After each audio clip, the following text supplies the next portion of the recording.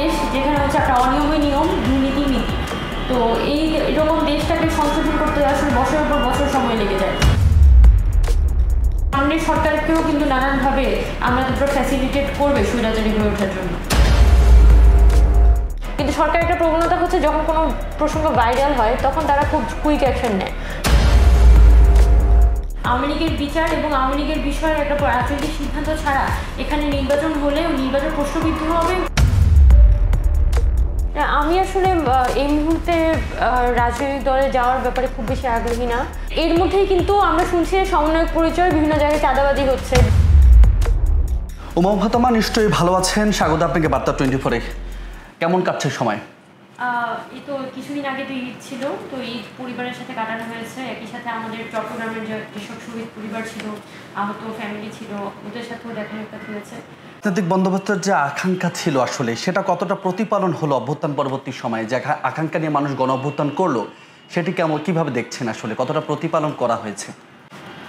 আমার কাছে খুব মনে হয়নি যে খুব বেশি আসলে রাজনৈতিক আকাঙ্ক্ষা বা নতুন রাজনৈতিক বন্দোবস্তের যে একটা অ্যাসপাইরেশন মানুষের মধ্যে ছিল সেটা খুব বেশি আসলে প্রতিফলিত হয়েছে আমাদের রাজনৈতিক স্পিয়ারে।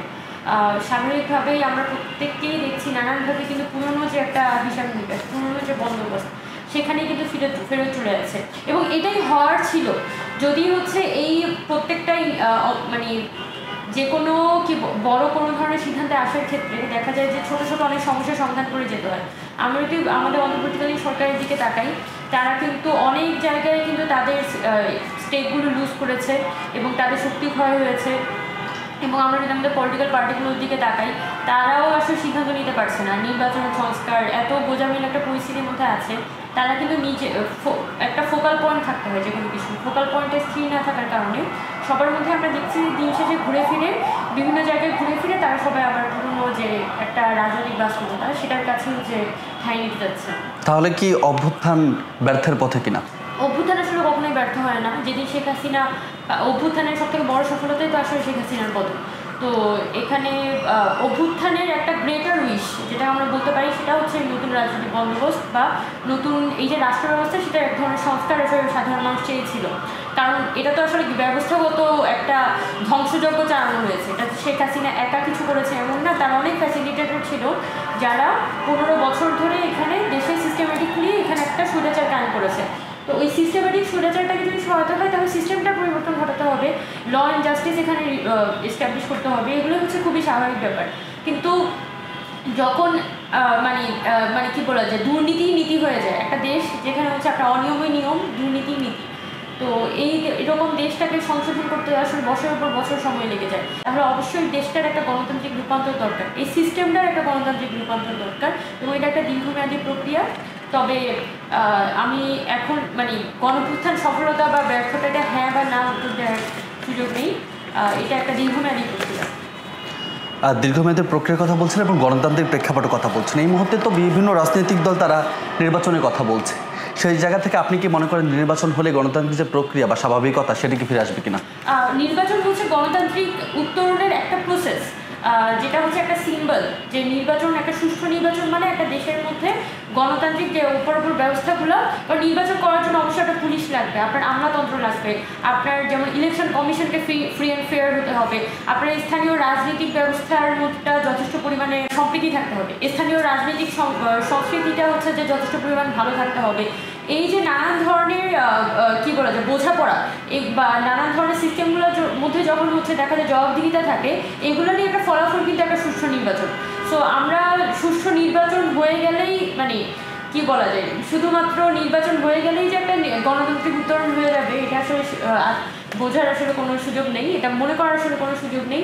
বরং আমাদের যে বিভিন্ন ইনস্টিটিউশনগুলো আছে, স্পেসিফিক্যালি আমি বারবার বলি যে বাংলাদেশে যে বর্তমান আমলাতান্ত্রিক ব্যবস্থা সেটার যদি একটা বড় ধরনের সংস্কার এখানে না হয় তাহলে বাংলাদেশে আসলে গণতান্ত্রিক রূপান্তর কোনোভাবেই সম্ভব না। কারণ এই যে গত 15 বছরের স্বৈরাচারী সরকার, সেটা কিন্তু আমলাতন্ত্রের সাথে এক ধরনের লিয়াজু করেই স্বৈরাচারী গভর্নমেন্টটা তৈরি হয়েছে এবং আমলাতন্ত্রের প্রত্যেকটা উইং তারা কিন্তু ফ্যাসিলিটেট হয়েছে এই গত সরকারের আমলে। তো স্বাভাবিকভাবে আমরা যদি এই আমলাতন্ত্রের মধ্যে বড় ধরনের পরিবর্তন আনতে না পারি তাহলে এই সামনের সরকারকেও কিন্তু নানানভাবে আমলাতন্ত্র ফ্যাসিলিটেট করবে স্বৈরাচারী হয়ে ওঠার জন্য। আপনি গণতান্ত্রিক ব্যবস্থাকে সুন্দর করতে সরকার গঠন করেছেন, সংস্কারের জন্য আপনারা মত দিয়েছেন। এই মুহূর্তে নির্বাচন আসলে দ্রুত চান নাকি পরে, বা কোন সময়টাতে নির্বাচন হলে বৈষম্যবিরোধী ছাত্র আন্দোলনের মুভমেন্ট আসলে কি এই জায়গাটাতে নির্বাচনে আপনাদের? আমরা তো বারবার বলেছি যে আমাদের মূল মোটিভটা হচ্ছে এখানে আওয়ামী লীগের বিচার, আওয়ামী লীগের বিচার এবং আওয়ামী লীগের বিষয়ে একটা রাজনৈতিক সিদ্ধান্ত ছাড়া এখানে নির্বাচন হলে নির্বাচন প্রশ্নবিদ্ধ হবে। পরবর্তী পলিটিক্যাল গভর্নমেন্ট কিন্তু একই সাথে তারা যেমন ঠিকমতো রাজনীতিটা করতেও পারবে না, ঠিকমতো সরকারটাও চালাতে পারবে না, কারণ তাকে প্রতি মুহূর্তেই আওয়ামী লীগকে কিন্তু ডিল করে যেতে হবে। বরং সব থেকে বেটার হয় যেহেতু একটা নিরপেক্ষ সরকার, আমরা বলি যে অন্তর্বর্তীকালীন সরকার এটা সকলের সম্মতিতে তৈরি হয়েছে এবং এটা একটা নিরপেক্ষ সরকার, সেই জায়গা থেকেই অন্তর্বর্তীকালীন সরকারকে মিনিমাম কী করতে হবে, মিনিমাম হচ্ছে আওয়ামী লীগের যে বিচার সেই বিচার প্রক্রিয়াটা সম্পন্ন করতে হবে। এবং এই আওয়ামী লীগ নিষিদ্ধ হবে নাকি আওয়ামী লীগের কী ফর্মে আসলে আওয়ামী লীগকে আমরা এই সমাজের মধ্যে দেখবো, বা আওয়ামী লীগ যারা করতো হয়তো গণ অভ্যুত্থানের সাথে সম্পৃক্ত ছিল না, তারা কি সমাজে ফেরত আসবে, নাকি তাদের হচ্ছে আমরা পলিটিক্সে আসতে দিব না, এটার আসলে উত্তরণটা কী হবে, এগুলো সুরা হওয়াটা খুবই গুরুত্বপূর্ণ। না হলে দেখা যাবে যে এটা সমাজের মধ্যে ভবিষ্যতে গিয়ে অনেক ধরনের দ্বন্দ্ব তৈরি করবে। এবং আমি চাই না, আমি ব্যক্তিগতভাবে চাই না যে সমাজ আমার নানানভাবে এই অভ্যুত্থানকে কেন্দ্র করে একটা টার্মোয়েলের মধ্যে চলে যায়। বরং বেটার হয় যে এটা একটা প্রপার সুরা হোক এবং ভবিষ্যতে যে কোন এই অন্তর্বর্তীকালীন সরকার এটার মধ্য দিয়ে একটা নির্বাচন আয়োজন করুক। এখন এই বিচার প্রক্রিয়াটা যদি আমি তাকাই, তাহলে বিচার প্রক্রিয়া তো এখনো পর্যন্ত খুবই ধীমে দাঁড়ে চলছে এবং সব থেকে বাজে ব্যাপার যেটা, প্রচুর আসামির নাম বাদ পড়ছে।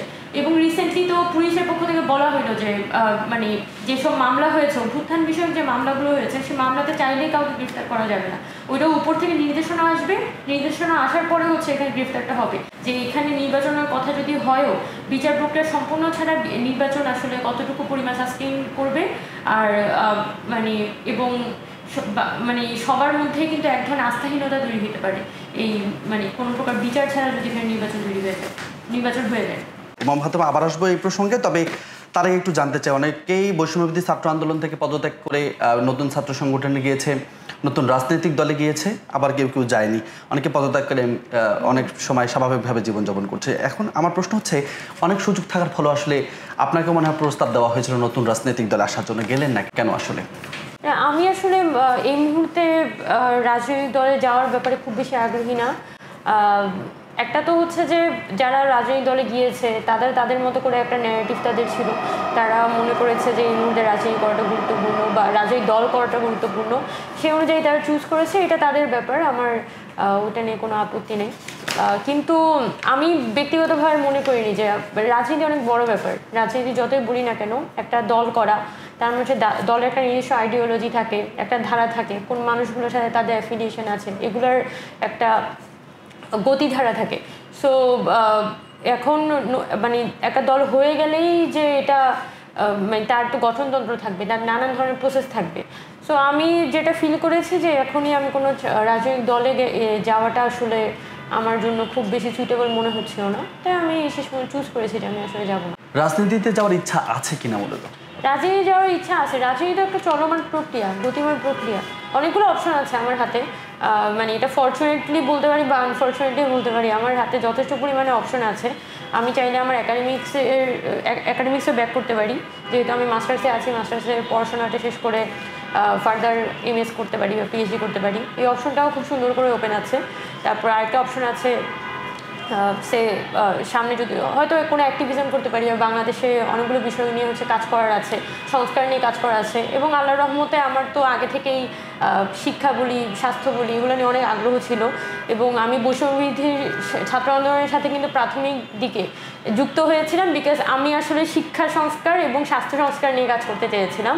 এবং আমার একটা অ্যাসপাইরেশন ছিল যে বাংলাদেশের বর্তমান স্বাস্থ্য কাঠামোটাকে আমি যে রিডেভেলপ করব। এবং আমরা অনেকের সাথে কথা হয়েছে, সবাই কিন্তু বাংলাদেশের শিক্ষা ব্যবস্থা, স্বাস্থ্য ব্যবস্থাকে ঢেলে সাজাতে চায়, বাট এগুলো নিয়ে কাজ করার আসলে অনেক স্কোপ আছে। যদি আপনি তাকান দেখবেন যে অনেক স্কোপ আছে এবং অনেক মানুষ আছে যারা স্পেসিফিক্যালি রিফরমেশন নিয়ে আলাপ করতে চায়, রিবিল্ড বাংলাদেশ, বাংলাদেশকে পুনর্নির্মাণ করার কথা বলে। সো আমি এই বিষয়গুলো নিয়েও চাইলে আমি কাজ করতে পারি, হয়তো এত পপুলারিটি থাকবে না কিন্তু কাজটা থাকবে, কাজটা। এবং আমরা তো আসলে দীর্ঘমেয়াদেই আমরা তো বহু বছর ধরে রাজনীতি করি, তো কোনো একটা সময় হয়তো একটা জনপ্রিয়তা থাকে, জনপ্রিয়তা চূড়ায় থাকি, আবার কোনো সময় হয়তো একটা জনপ্রিয়তা থাকবে না, আবার কোনো এক সময় দরকার বাংলাদেশের আমাদের প্রয়োজন হবে, তখন আমরা আবার আসবো। সো এটা চলতে থাকবে। বাট আমি মনে করি যে রাজনীতি করাটা বাংলাদেশ গুরুত্বপূর্ণ, মানে বাংলাদেশের রাজনৈতিক দল করাটা খুব গুরুত্বপূর্ণ, কারণ ভালো মানুষরা আসলে দিন শেষে এখানে পলিটিক্সে আসে না, দুর্বৃত্তদের হাতে থাকে, এবং যারা যায় তারা সামহাও দুর্বৃত্ততেই পরিণত হয়। সো এইখানে আসলে এগুলো রিফর্ম হওয়াটা গুরুত্বপূর্ণ। আর আমি এটা আসলে দেখা যাক না কোন দিকে যায় পুরো বিষয়টা। আপনি সম্প্রতি একটা বিষয় জানিয়েছে, গুঞ্জন ছিল যে আপনাকে কেউ বৈষম্যবিরোধী ছাত্র আন্দোলন থেকে সরে যাওয়ার জন্য চাপ প্রয়োগ করেছিল, বিষয়টা কতটা সত্য আসলে? যেটা হয় মূলত যেটা হচ্ছে যে ডিফেমেশন করার চেষ্টা করেছিল। যে আমি একটা মজার জিনিস খেয়াল করলাম, ধরেন আমি যখন গত সেপ্টেম্বর অক্টোবর মাসে কারো তো মনে হয় না যে উমা ফাতেমা একটা লেফট উইং অর্গানাইজেশন করছে, বা সে হচ্ছে মানে কি বলে, সে হচ্ছে যে শাহবাগী বা বাম এরকম কিছু একটা। তো হুট করে তো তখন আমি খুবই neutral face, then all on a sudden এখন আস্তে আস্তে আমি হুট করে খেয়াল করি যে আমি হচ্ছে যে বাম হয়ে গেছি, আমি শাহবাগী হয়ে গেছি। বিকজ যতক্ষণ পর্যন্ত ইউ আর নিডেড ততক্ষণ পর্যন্ত তুমি একটা নিউট্রাল ফেস, যখন ইউ আর নট নিডেড তখন তুমি হয়ে গেছো আর কি।